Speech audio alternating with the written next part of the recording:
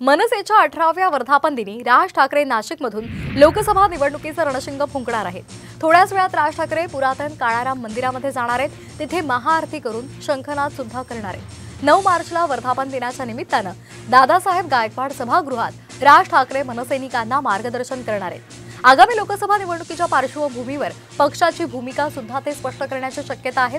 दरम्यान पंतप्रधान नरेंद्र मोदी, उद्धव ठाकरे यांच्यानंतर आज मनसे अध्यक्ष राज ठाकरे नाशिकच्या काळाराम मंदिरामध्ये नतमस्तक होणार आहेत। या संदर्भात अधिक माहिती घेऊयात आमचे प्रतिनिधी अभिजित सोनावणे यांच्याकडून। अभिजित, का अधिकचे अपडेट्स मिळत आहेत? राज ठाकरे काळाराम मंदिरात जाणार आहेत आणि तिथे नतमस्तक होणार आहेत आणि त्यानंतर मनसैनिकांना सुद्धा ते संबोधित करणार आहेत।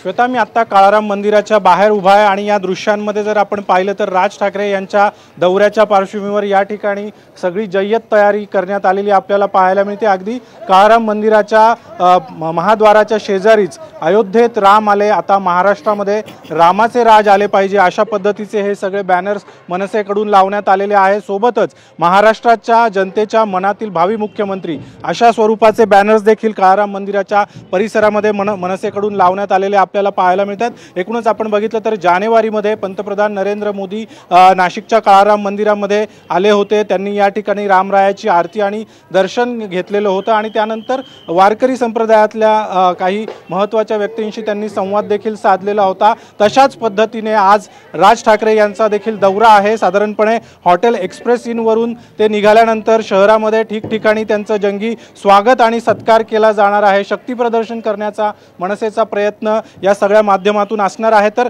काळाराम मंदिरामध्ये राज ठाकरे आल्यानंतर या ठिकाणी नाशिकचा जो प्रसिद्ध ढोल आहे नाशिक ढोल, त्या नाशिक ढोलच्या गजरामध्ये राज ठाकरे यांचं मंदिराच्या प्रवेशद्वारावर स्वागत मनसेकडून केलं जाणार आहे आणि त्यानंतर मग राज ठाकरे आतमध्ये जातील, रामरायाची त्या ठिकाणी दर्शन घेतील, महाआरती देखील आपल्या सगळ्या पदाधिकाऱ्यांसोबत राज ठाकरे त्या ठिकाणी करणार आहे आणि अभिषेक पूजा देखील त्यांच्या हस्ते पार पडणार आहे। आणि मग त्यानंतर ज्या पद्धतीने नरेंद्र मोदींनी काळाराम मंदिराच्या परिसरामध्ये वारकरी संप्रदायातल्या साधू महंतांशी संवाद साधलेला होता, चर्चा केली होती, तशाच पद्धतीने राज ठाकरे देखील मंदिर परिसरामध्ये नाशिक जिल्ह्यातल्या ग्रामीण भागातून आलेले वारकरी संप्रदायातील महत्त्वाचे व्यक्ती असतील आणि अन्य महत्त्वाच्या व्यक्तींशी देखील त्या ठिकाणी चर्चा करणार आहेत, संवाद साधणार आहेत। आणि एकूणच आपण गेल्या काही दिवसांपासून पाहतोय की सातत्याने मनसे आणि भाजप युतीच्या चर्चांना उधाण आलेलं आपल्याला पाहायला मिळते आणि एकूणच उद्या मनसेचा 18वा वर्धापन दिन आहे, त्यामुळे लोकसभा निवडणुकीच्या पार्श्वभूमीवर